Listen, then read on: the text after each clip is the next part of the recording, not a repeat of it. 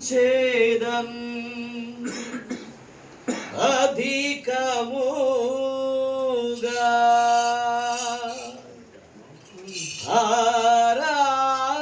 ఆరాధింతుం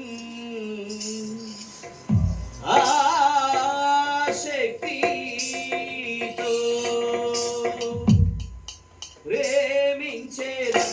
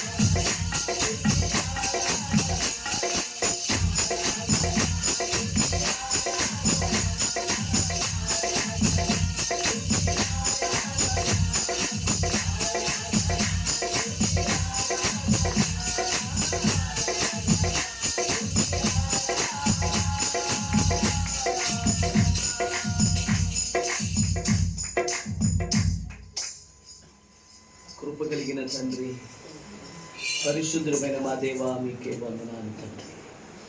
మీకే స్తోత్రాలు స్తోత్రాలు స్తోత్రాలు స్తోత్రాలు స్తోత్రాలు, హృదయపూర్వకమైన వందనాలు చెల్లిస్తున్నామయ్యా. గతించిన కాలమంతా కూడా దేవా, నీ ఉచితమైన రెక్కల మాటున, నీ ఉచితమైన కృప మాటున, నీ ఉచితమైన దయా సంకల్పము మాటున నన్ను మమ్మల్ందరినీ కూడా భద్రపరిచి బలపరిచి స్థిరపరిచి ఎన్నో ఎన్నో దీవెన ఆశీర్వాదాలతో నింపిన సజీవుడైన దేవా, నీకు స్తోత్రాలు చెల్లిస్తున్నాము తండ్రి. నీ ఘనమైన నామానికి కృతజ్ఞతలు చెల్లిస్తాను. ప్రార్థన చేద్దామండి. ఈ ఆరాధన ప్రభు నామానికి మాత్రమే మహిమకరంగా ఆరాధన చేస్తున్న మనకును, మన సంఘమునకు, మన గ్రామమునకు, మన రాష్ట్రము, దేశము, ప్రపంచం అంతటికి సకల పరిశుద్ధులకు దేవుడు నిత్య ఆనంద సంతోష సమాధాన కృపను అందించినట్లుగా ప్రేమ కలిగిన నామంలో మీ అందరికి కూడా వందనాలండి. దేవుడు మనలను, మన కుటుంబాలను సమృద్ధిగా దీవించును గాక. ఆమేన్. మంచిది. సమయంలో కొద్ది నిమిషాలు దేవుని వాక్యమును ధ్యానం చేద్దాం. సర్వోన్నతమైన స్థలములయందు నీ మహిమ వివరింపగా, ఉన్నతమైన నీ సంకల్పము ఎన్నడు ఆశ్చర్యమే.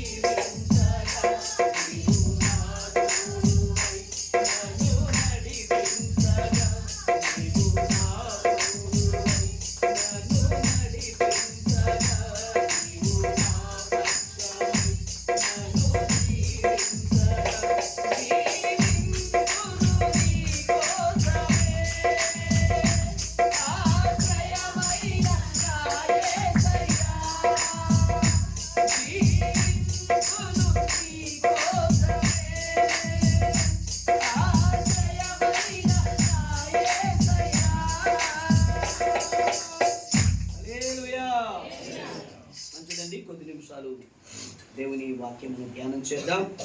పరిశుద్ధ గ్రంథంలో నుండి కీర్తన భాగము 91వ కీర్తన 14, 15, 16 వచనాలను చదువుకొని అతడు ప్రేమించుచున్నాడు గనుక నేను అతన్ని తప్పించేదను. అతడు నా నామం నెరిగిన వాడు గనుక నేను అతన్ని గణపరచెదను. అతడు నాకు మొరపెట్టగా నేను అతనికి ఉత్తరం ఇచ్చేదను. శ్రమలో నేను అతనికి తోడై ఉండెదను. అతన్ని విడిపించి అతని గొప్ప చేసేదను. దీర్ఘాయువు చేత అతని తృప్తిపరచెదను. నా రక్షణ అతనికి చూపించేదను. చిన్న ప్రార్థన చేద్దామండి. ప్రేమ కలిగిన తండ్రి, పరిశుద్ధుడా మీకు వందనాలు. ఈ సమయం మీది, మేమందరము మీ బిడ్డలమై ఉన్నాము. నీ పక్షంగా నీ దాసుడు వట్టివాడు మట్టివాడు నాయన, నిలబడుటకైనా అర్హత లేనటువంటి వాడు. అయినా కూడా నీ కృప నా కృప నీకు చాలు అని మీ లేఖనం ద్వారా మీరు మాట్లాడుతున్నారు కనుక మీకు స్తోత్రాలు. మీ కృప ద్వారా నన్ను బలపరచండి, భద్రపరచండి. ఈ వాక్కు ద్వారా మా అందరితో మీరే మాట్లాడి మీ నామానికి మీరే మహిమ చెల్లించుకోమని వాక్యమై ఉన్న యేసు క్రీస్తు నామములో ప్రార్థన చేస్తున్నాము తండ్రి, ఆమేన్. ప్రియులారా, గమనించండి, ముందుగా ప్రస్తావించబడినటువంటి రీతిని బట్టి మనము అనేకమైనటువంటి విషయాలలో ఎలా ఉన్నామో, ఎలా ఉంటున్నామో అనేది ఒకసారి ఆత్మావలోకనం చేసుకోవాల్సిన వారమై ఉన్నాం. 2025 సంవత్సరం అంతా దేవుడు మనలను కనికరించారు. 2025 సంవత్సరంలో మరి ఎన్నో ఇరుకులను, ఇబ్బందులను, శ్రమలను, బలహీనతలను, సంతోషములను, ఆనందాలను కూడా చవి చూడటానికి దేవుడు కృపనిచ్చారు. అయితే 2025 తన సంవత్సర కాలాన్ని ముగించుకొని వెడలిపోగా ఆ స్థానంలో 2026ను దేవుడు ప్రవేశపెట్టాడు.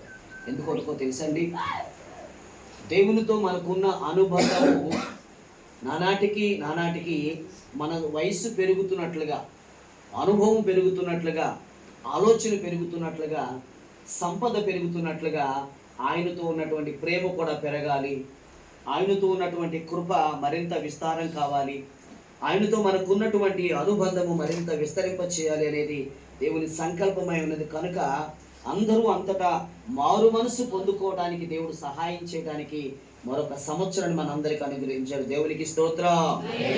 అయితే దేవుని సన్నిధికి రాకుండా, దేవుని సన్నిధిలో దేవునిని ధ్యానించకుండా, దేవునిని ఘనపరచకుండా, దేవునిని మహిమపరచకుండా ఇంకా మనలో అనేకులు లోక ఆశల వైపు చూస్తూ ఉన్నారని పరిశుద్ధాత్ముడు మాట్లాడుతున్నాడు.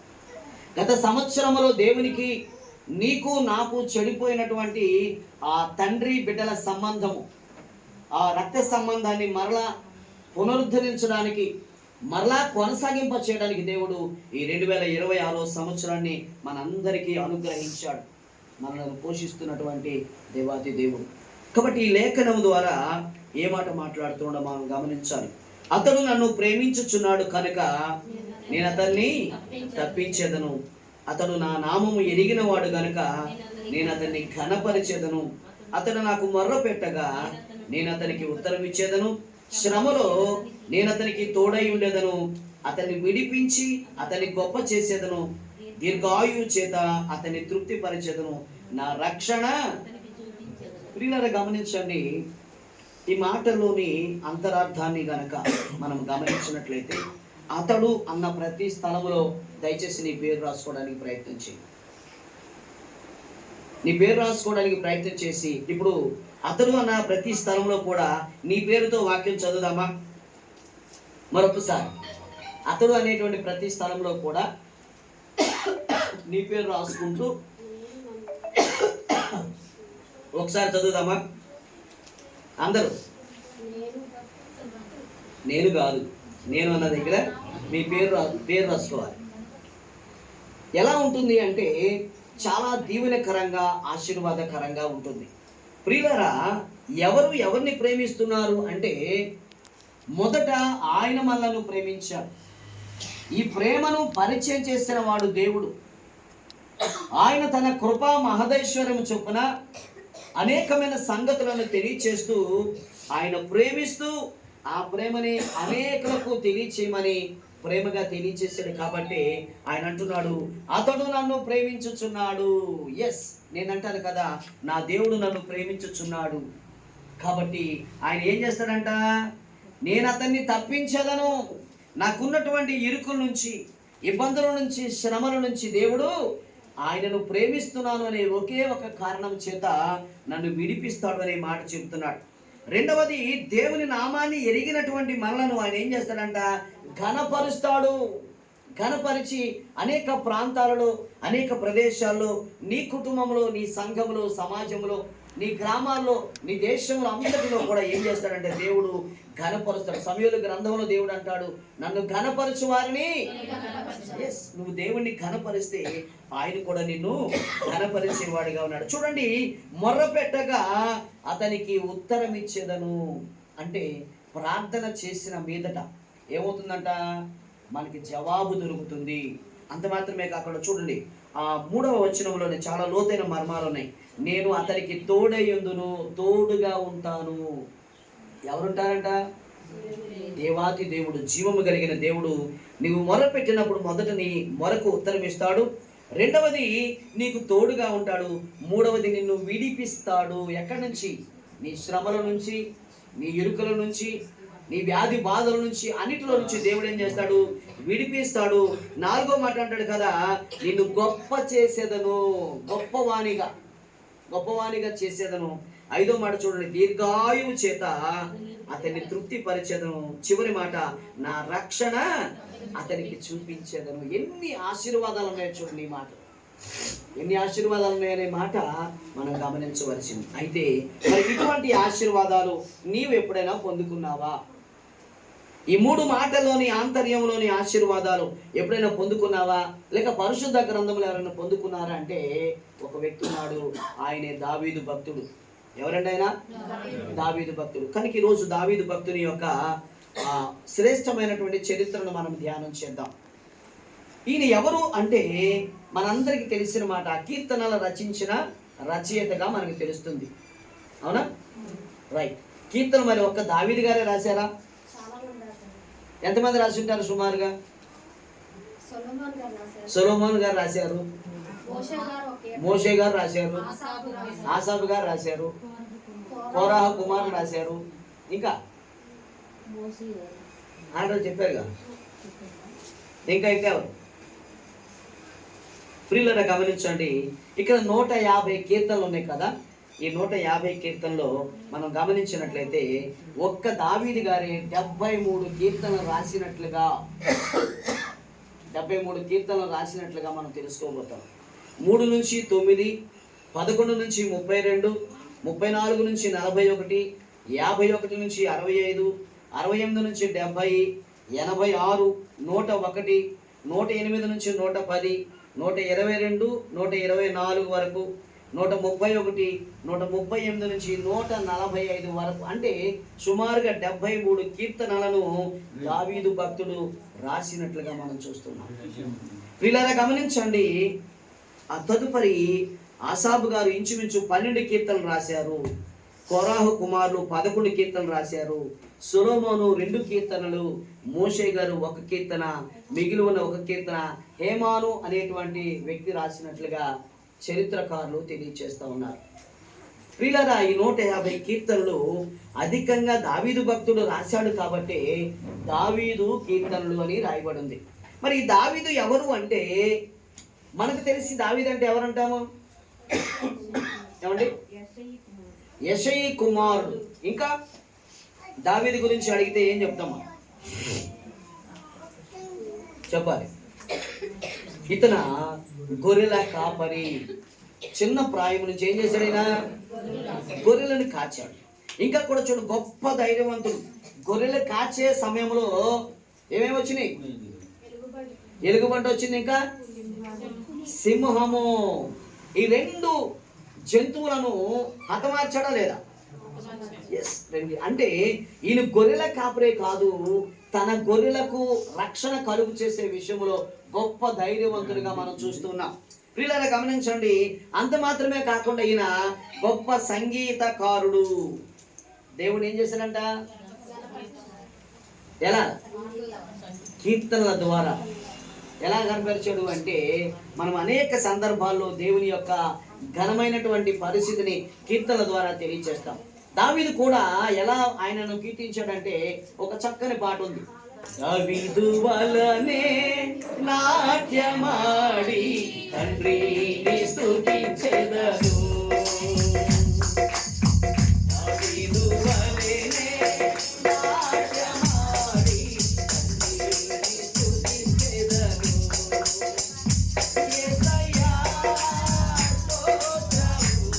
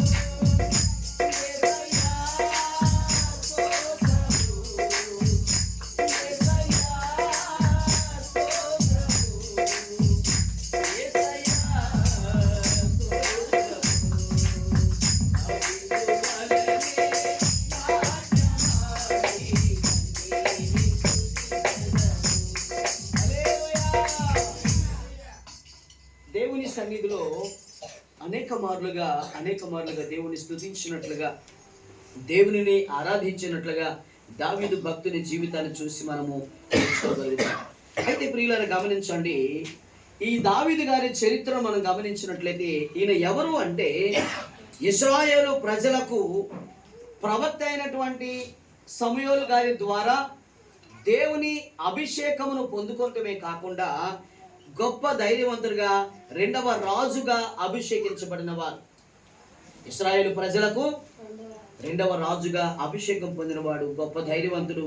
రెండవది ఫిలిస్తీయుడైనటువంటి గొలియాతును చంపినటువంటి వీరుడు, యేసుక్రీస్తునకు పూర్వికమైనటువంటి వాడుగా మనం చూడగలుగుతాం. ప్రియులారా గమనించండి, అయితే ఈయన ప్రారంభ జీవితం ఎలా ఉంది అంటే యెషయా కుమారులలో చిట్ట చివరి వాడు. అవునా? యెషయా కుమారులలో చిట్ట చివరి వాడు. అయితే బెత్లెహేము అనేటువంటి ప్రాంతంలో పుట్టినవాడు, గొర్రెల కాపరి. సొలొమోను రాజు దేవుని మాట వినకపోవటము చేత సౌలు రాజు దేవుని మాటను వినకపోవడం చేత ప్రవక్త అయినటువంటి సమూయేలు గారి ద్వారా ఇశ్రాయేలులకు రాజుగా ఎన్నుకొనబడిన వాడు. ఇక్కడ వరకు చాలా బాగుంటుంది. వీళ్ళారా గొర్రెల కాపరిగా ఉన్నటువంటి కాలంలో ఒక కీర్తన, 23వ కీర్తన, ప్రపంచవ్యాపితంగా మరి ఎంతో ప్రఖ్యాతి చెందినటువంటి కీర్తనగా 23వ కీర్తన ఎక్కడ రాశాడు ప్రభు అంటే ఎక్కడ రాశాడు దావీదు గారు అంటే గొర్రెలను కాస్తూ ఉన్నటువంటి సందర్భంలో రాశాడు. ఏమంటాడు అక్కడ? యెహోవా నా కాపరి. చూడండి, ఆ అడవులలో పచ్చిక మధ్య మూగ ప్రాణులైనటువంటి ఆ మూగ జీవాలతో కూడా స్నేహాన్ని కలిగి తనకు దేవుడిచ్చినటువంటి ఆశీర్వాదాన్ని బట్టి, సమృద్ధిని బట్టి ఆ సితారాను వాయించుచు చక్కని పాటలు పాడుతూ దేవుని స్తుతిస్తూ తన తండ్రి చెప్పినటువంటి మాటను నెరవేర్చిన వాడిగా మనం చూస్తున్నాం. అంటే ఇక్కడ ఏం చేశాడు? 2 పనులు చేశాడు. ఒకటి, శరీరానుసారంగా కన్నటువంటి తండ్రిని చెప్పిన మాట విన్నాడు. రెండవది, దేవాది దేవుని యొక్క మాటను తల వంచి అనుసరించిన పరిస్థితి. అందువల్ల దావీదు భక్తులు దేవుని చేత హెచ్చుగా హెచ్చించబడిన వాడుగా ఉన్నాడు. ప్రియులారా గమనించండి, అట్లాగే అగాధ స్థలములో నుంచి విడుదల కొరకు, విమోచన కొరకు రాసిన కీర్తనగా 130వ కీర్తన మనం చూడగలుగుతాం.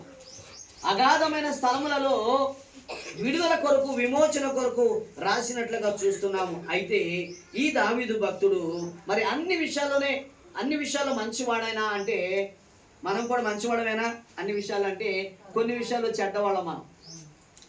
అవునా కదా? నేనైనా మీరైనా చెడ్డవాళ్ళే.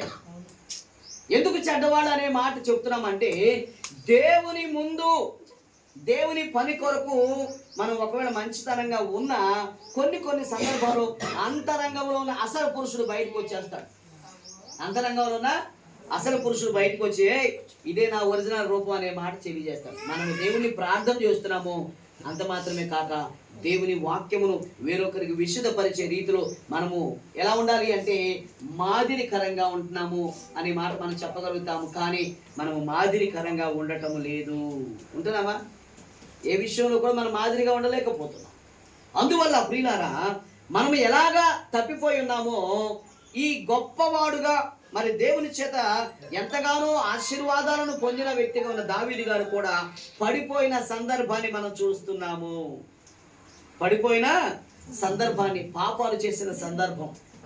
ఏం చేశాడు అంటే ఆయన మీరు గమనించినట్లయితే 2వ సమూయేలు గ్రంథము 11వ అధ్యాయంలో ఈ ఉదంతం అంతా కూడా ఉంటుంది.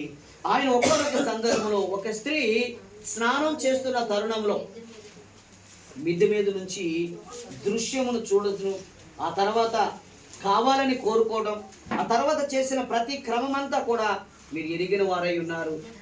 అయితే ప్రియులారా, ఆ సమయాన్ని బట్టి ఏం చేశాడు అంటే అప్పటిదాకా ఉన్న దేవుని మనసు ఒక్కసారి ఏమైందంటే అపవాది మనసుతో నింపబడి వెంటనే ఏం చేశాడు అంటే ఎలా అయినా సరే నాది కాదు అని తెలిసినా కూడా పరుల సొమ్మును ఆశించినట్లుగా ఆయన ఏం చేశాడు అంటే తన ప్రతాపాన్ని చూపించడానికి ప్రయత్నం చేశాడు. దరిమిల తన భర్త చాలా మంచివాడు, ఆయన పేరు ఊరియా. ఆయన పేరు ఊరియా. ఎవరైనా అంటే హిత్తీయుడు, నమ్మకమైనటువంటి మంచి పనివాడు. అతని భార్యను ఇదిగో దావీదు గారు కోరినటువంటి ఆ కోరికను బట్టి ఏం చేశాడు అంటే యుద్ధములో ఆయనను ముందు వరుసలో నిలబెట్టి చనిపోవటానికి కారకుడుగా అక్కడ మనం చూడగలుగుతాం.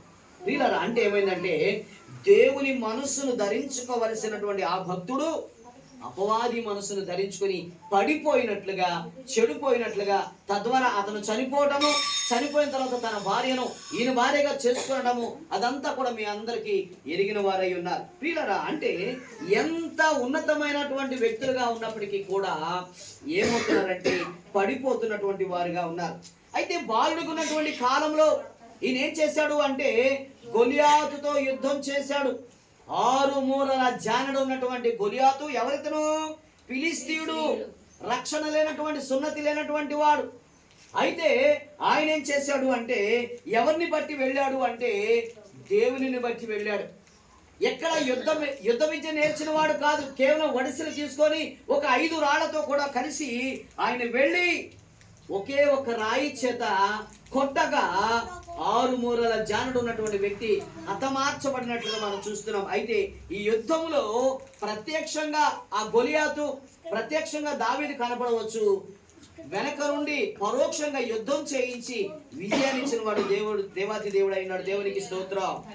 ప్రియులారా గమనించండి, ఈరోజు దావీదు భక్తుని చరిత్రను మీ ముందు ఎందుకు దేవుడు ఉంచాడు అంటే మనము కూడా 2 మనసులు కలిగిన వ్యక్తులుగా ఉంటున్నాం.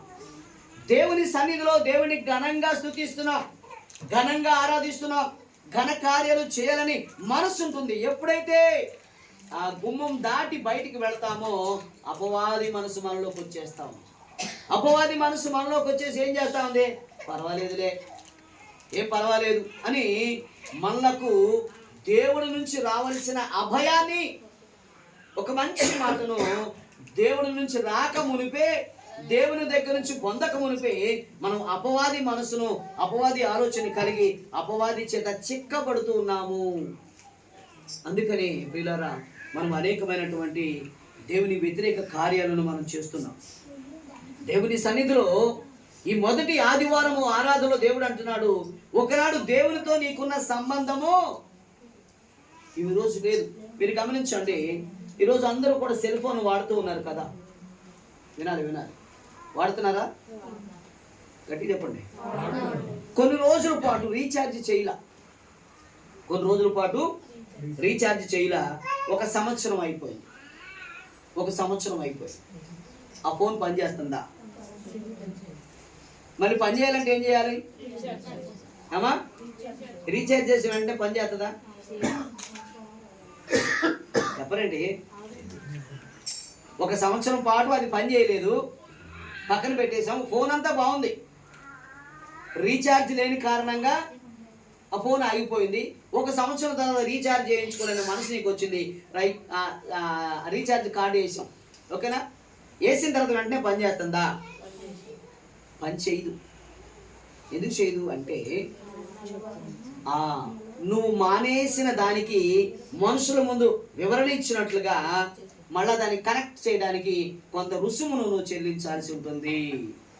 ఒకవేళ నువ్వు రీఛార్జ్ చేసేస్తావు కానీ కనెక్ట్ అవ్వదు. మళ్ళీ నువ్వు ఆ సంబంధితమైనటువంటి ఆ కంపెనీ దగ్గరికి వెళ్ళి, అయ్యా నా పరిస్థితి ఇది అని చెప్పినప్పుడు వాళ్ళు చెప్తారు, ఇదిగోండి ఇన్ని రోజులు మీరు వాడలేదు కాబట్టి ఈ పరిస్థితి వచ్చింది, మళ్ళా ఈ విధంగా వెళ్ళాలి అనేటువంటి మాట చెప్తారు.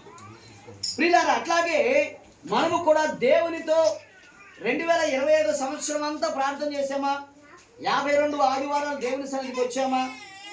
52 శుక్రవారాల పాటు, 52 నెలకు రాదు, 48 శుక్రవారాలు లేక ఇంచుమించు 52 శుక్రవారాల పాటు కూడా మరి దేవుని సన్నిధికి వచ్చామా? ఈరోజు దేవుడు స్త్రీ పురుషులు ఇద్దరిని అడుగుతున్నాడు.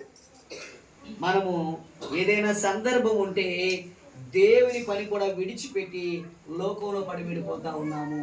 అంటే పడిపోయిన దేవునితో నీకున్న సంబంధాన్ని ఈ 2026లో మరలా పునరుద్ధరించడానికి ఈ ఆరాధనలో దేవుడు నీకు అవకాశం ఇస్తున్నాడు. దేవునికి స్తోత్రం. ప్రియులారా గమనించండి, ప్రార్థన చేయటయందు, విజ్ఞాపన చేయటయందు విసుగక ఉండాలి. ఎప్పుడైతే నువ్వు ప్రార్థన చేస్తావో ఎప్పుడైతే దేవుని సన్నిధిలో నిలబడతావో ఆ ప్రార్థన నిన్ను రక్షణ వైపు నడిపిస్తుంది. ఒకసారి రోమాయులకు రాసిన పత్రిక 10వ అధ్యాయము 9-10 నుంచి చదవండి. యేసు ప్రభువని నీ నోటితో ఒప్పుకొని దేవుడు ఆయనను లేపెనని నీ హృదయములో విశ్వసించిన ఎడల నీవు రక్షణ పొందుదువు. ఏలయనగా మనుషుడు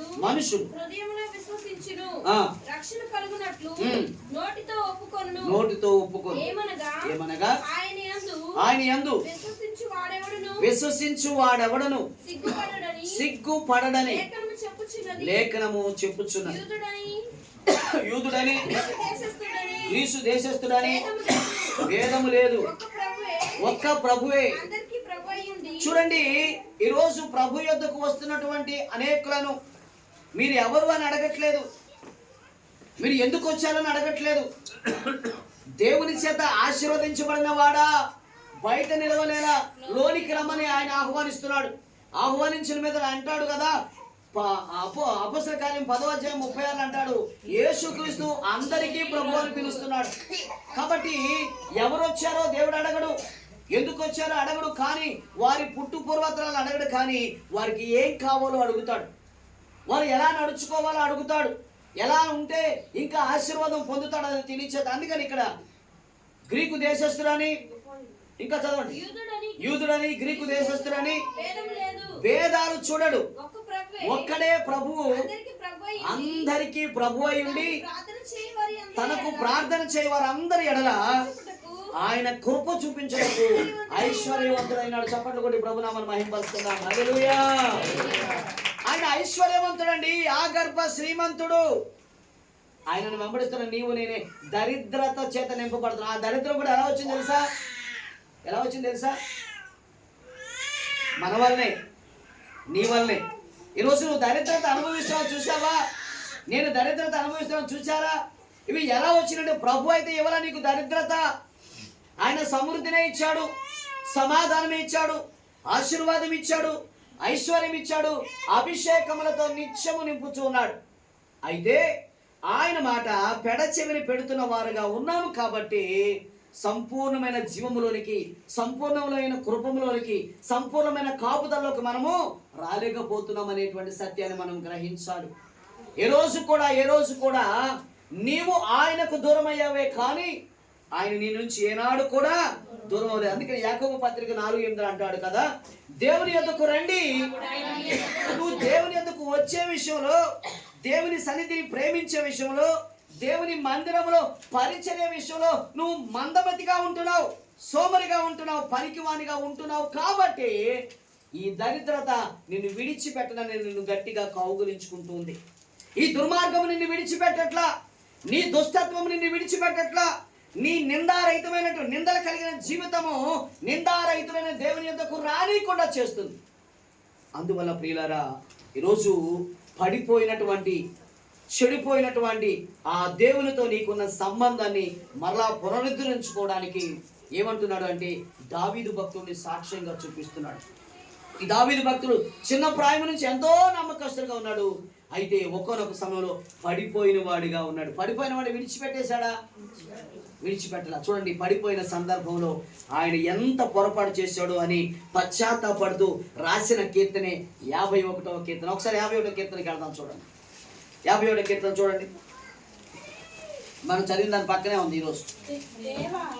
ఆ పైన చదవండి మీరు. ప్రధాన గాయకునికి పూర్తిగా చదవండి. దావీదు నాతాను అను ప్రవక్త వచ్చినప్పుడు చదవండి, అందరు చదవండి, అందరు చదవండి, అందరు.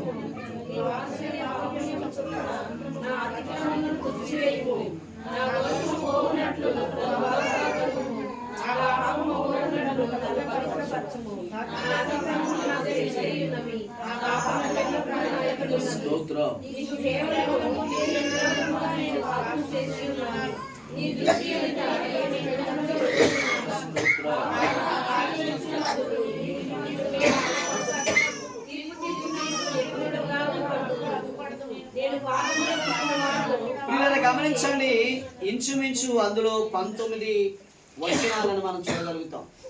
పశ్చాత్తాపము కలిగినటువంటి వానిగా ఉన్నప్పుడు ఆయన దేవుని సన్నిధిలో చేసినటువంటి ప్రార్థనను బట్టి, పశ్చాత్తాపంతో రాసిన సందర్భాన్ని బట్టి ఈ కీర్తన ఎంతో ప్రాముఖ్యమైన కీర్తనగా మలచబడింది. ఈరోజు మనము కూడా వీళ్ళరా దేవునికి వ్యతిరేకమైనటువంటి మనసు కలిగి ప్రార్థన చేయకుండా, విశ్వాసంలో ఉండకుండా చాలా మందిలో ఉన్న మనసు ఏంటో తెలుసా? స్మైలీ బాగా ప్రార్థన చేసే మనిషి అనుకోండి, వాస్తవానికి చేయదు, సరిగ్గా కూర్చోడమే రాదు. ఒకవేళ ప్రార్థన చేసే మనసు అనుకోండి, ఆ ప్రక్కన భవి ఏమంటుంది, చేసేవారే సార్లే అంటే ఏం చేస్తుంది? చేసేవాడిని చెడగొడుతుంది. అటువంటి మనసు నీలో కూడా నాలో కూడా ఉంది. దేవుని పని కొరకు ఎవరైనా ముందుకొచ్చి ఊరికవయ్యా బడాయి ఏమంటే వాస్తవానికి ఆయన చేసే ఉద్దేశం లేదు, అదిగో వాళ్ళని చూసి వీళ్ళని చూసి అని ఈ చెయ్యని వ్యక్తి, అది నీవే కావచ్చు, నేనే కావచ్చు, ఏం చేస్తున్నాం? చేసే వ్యక్తిని వెనక్కి లాగుతున్నాం. ఎవరు మనం? వెనక్కి లాగే ఒక జంతువు ఉంది, మనం పీతలం, తాతలం కాదండి, పీతలం. ఈ పీత ఏం చేస్తుందంట? ఒక పీత పైకి వెళ్తా ఉంటుంది. నువ్వేం చేయాలా? వీలైతే ఎక్కడ బాబు అని సహాయం చేయాలి. ఈ పీత నువ్వేటం నేను వెళ్ళాలి, లటక్కని లాగేసి ఈ పీత కింద పడి ఈ పీతను లాగిన పీత ఎక్కుద్దా? అదే తక్కువ తిన్నదా? అది కూడా మళ్ళీ లాగా. అంటే జీవిత కాలం అంతా కూడా మనం ఎలా ఉన్నామంటే ఒకరినొకరు ప్రేమించుకుంటూ ప్రోత్సహించి పురికొల్పవలసిన మనసు కలిగినటువంటి మనము, అది దేవుని మనసు అండి. నువ్వు ఏ స్థితిలో వచ్చావు? పాపంలో వచ్చావా? ప్రభు అడగడు. శాపంలో వచ్చావా? ప్రభు అడగడు. దురాత్మ సంబంధమైన ఆలోచనతో వచ్చావా? ప్రభు అడగడు. ఆయన ఎదుకు వచ్చి వారిని ఆయన ఎంత మాత్రమో త్రోసివేయకుండా నిన్ను దేవుని మందిరంలోనికి, ఆయన హృదయ గదిలోనికి ఆహ్వానించిన మీదట నువ్వు ఎలా ఉండాలి అంటే ఆయనతోనే ఉండాలి, ఆయన జట్టే కట్టాలి. అవునా? ఆయన జట్ట కట్టుకుని మనం ఏం చేస్తాం తెలుసా? అవసరానికి మేరకు మనం ఏం చేస్తాం? మంచి జరిగిన బాబు నువ్వు తప్ప ఇంకెవ్వరు లేరయ్యా, నువ్వు బ్రహ్మాండంగా నాకు తోడుగా. ఒకవేళ దేవుడు విడిచిపెట్టినప్పుడు ఏమన్నా ఆయన మమ్మల్ని మర్చిపోయాడండి. ఏం చేశాడంట? ఎవరు మర్చిపోయాడు? మరిచిపోవడం నువ్వు అన్యాయస్తుడు. మరిచిపోయే మనసు నీది, ఆయన మరిచిపోయే దేవుడు కాదు. ఎందుకు మరిచిపోతున్నాడు అని నువ్వు అంటున్నావంటే నువ్వు ఆయన వైపు చూడట్లేదు కాబట్టే ఆయన నిన్ను చూస్తున్నాడనే అంశం నీకు తెలియట్లా. ఏమండి, ఇప్పుడు నేను నిన్ను చూస్తేనేగా నువ్వు నన్ను చూస్తున్నట్టు తెలిసేది, అవునా కదా? అట్లాగే నీవు నన్ను చూడకుండా నేను నిన్ను చూడట్లేదు నువ్వు ఎలా అనుకుంటావు? కాబట్టి ప్రతి మనిషికి ఈరోజు దావీదు భక్తుడు జీవితాన్ని ఉదాహరణగా తీసుకున్నటువంటి వారమైన మనము పశ్చాత్తాప అనుభవాన్ని కలిగి ఉండాలి. ఇప్పటి వరకు చేసిన ప్రతి పాపాన్ని బట్టి, అయ్యా ఎన్నో పాపాలు చేశాను, ఎన్నో దురాత్మ పనులు ఇవన్నీ కూడా చేశానని మరి మనస్ఫూర్తిగా ఒప్పుకుంటున్నావా? నువ్వు పశ్చాత్తాపంతో ప్రార్థన చేస్తే నీ కన్నీరు రావాలి. మన కన్నీరు ప్రార్థన కన్నీరు రాదు. అర్థందా? ఉపవాస ప్రార్థన ఏమి రావాలా? ఆయాసం రావాలి. నీకు ఆయాసం అట్లా నిద్ర వస్తుంది, ఆల్రెడీ వేసి వచ్చేసి ఉంటావు కదా.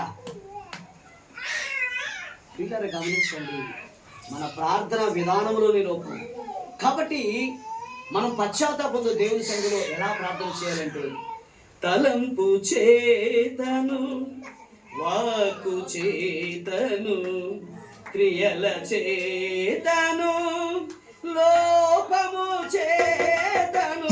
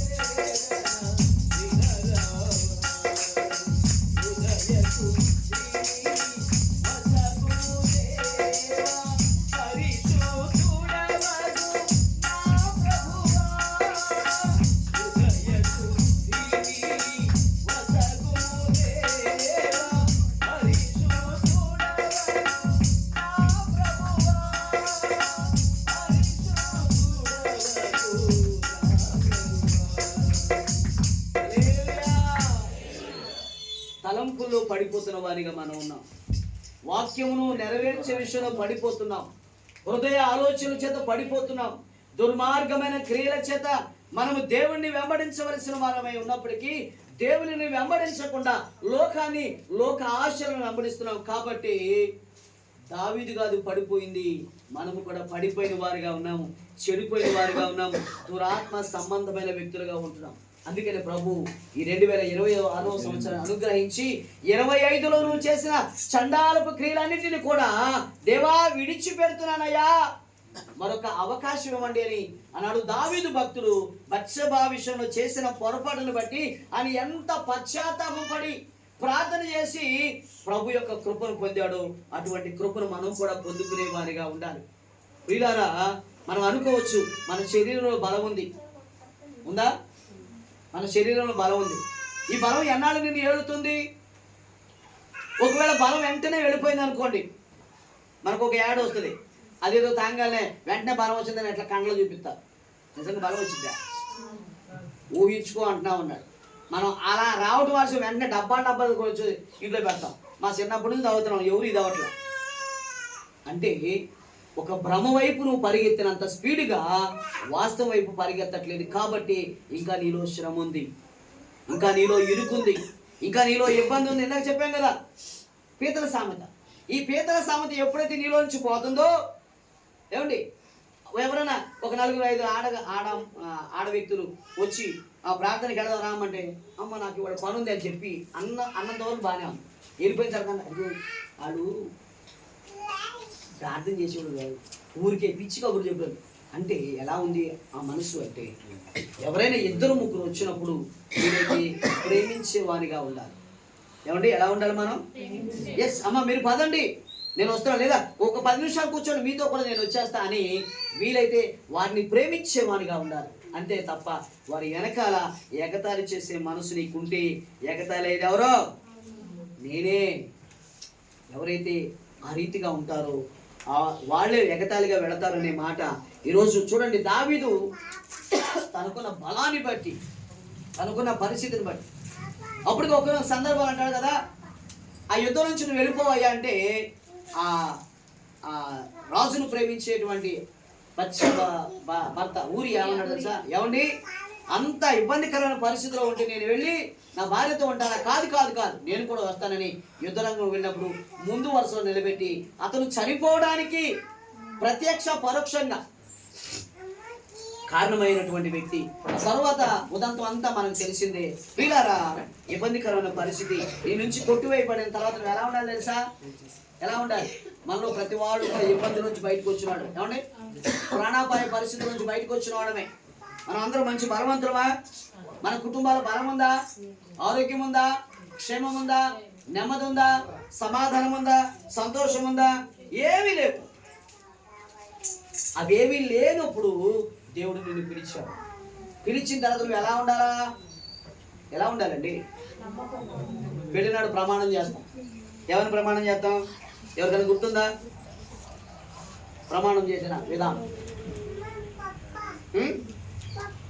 ఏమని ప్రమాణం చేశారు? మీ భర్తతో లేక మీ భార్యతో? ఎవరికైనా గుర్తుందా?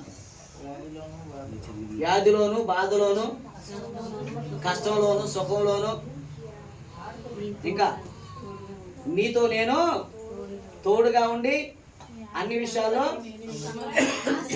భర్తలారా సంరక్షిస్తున్నారా? మీ పెళ్లినాటి ప్రమాణాన్ని నెరవేరుస్తున్నారా? భార్యలారా మీ పెళ్లినాటి ప్రమాణాన్ని నెరవేరుస్తున్నారా? అమ్మా, ఒకళ్ళిద్దరు చెబుతున్నారు తప్ప అందరూ చెప్పట్లా. అంటే ఎక్కడో చేయట్లేదనేది మామూలేగా, అవునా కాదు? అదిగోండి పెద్దవాడు చెప్పేసి కొన్ని విషయాలు వదిలేస్తున్నారు. తస్మత్ జాగ్రత్త. ప్రభువు ఎందుకొరకు ఇది భార్య భర్తల సంబంధాన్ని పటిష్టపరచేటువంటి ఒక మంచి తరుణం. నీ భర్త కొరకు భార్య, భార్య కొరకు భర్త, ఈ ఇరువురు కూడా ఎవరిని కనపరచాలి? మొదట తన భర్తను గౌరవిస్తూ ఘనపరుస్తూ ప్రభుని మహిమపరిచేవాడిగా ఉండాలి. అందుకొరకే దేవాది దేవుడు ఏం చేశాడు అంటే భార్యకు భర్తను అనుగ్రహించాడు. ఈ భర్త ఎలా ఉండాలంట?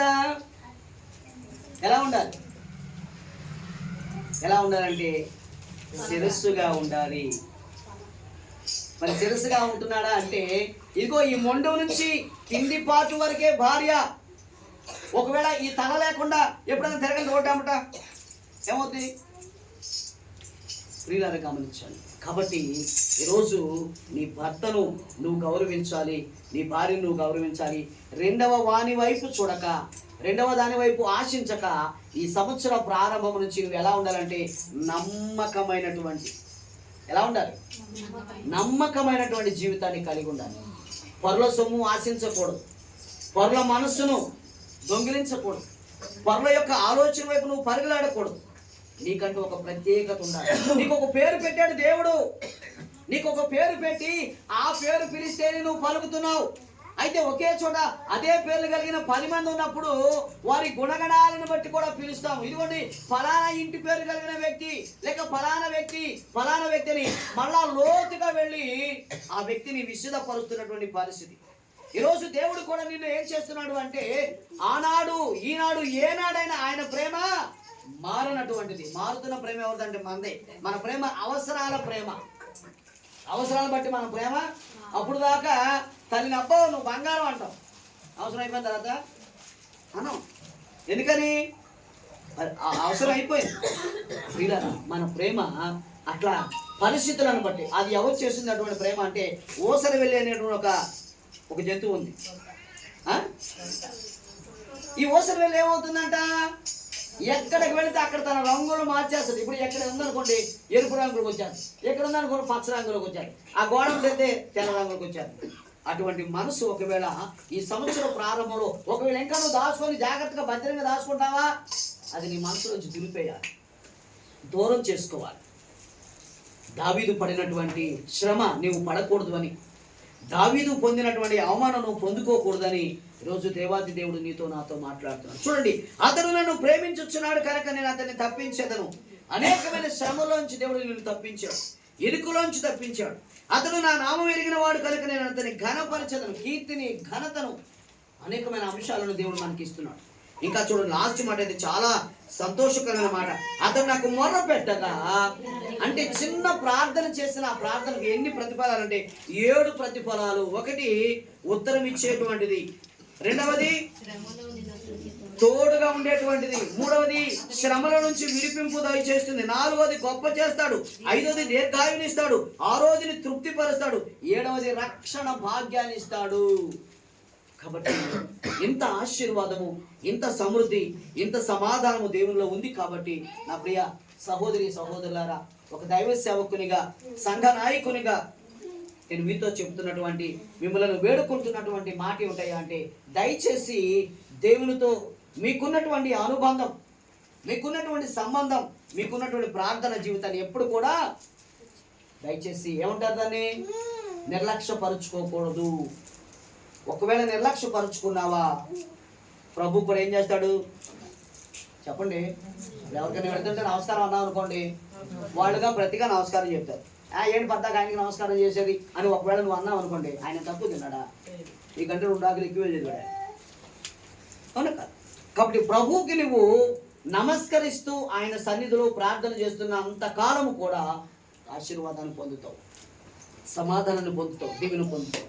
అలా కాకుండా ఉన్నావా, అపవాదికి అప్పగించిన తర్వాత ఆ శ్రమలు 1 కాదు 2 కాదు అనేకముగా ఉంటాయి. దయచేసి అపవాది మనసును ధరించుకోకూడదు, దేవుని మనసు ధరించుకోవాలి, దేవుని అభిషేకం పొందుకోవాలి. అట్టి కృప దేవుడు మనందరికీ దయచేయును గాక.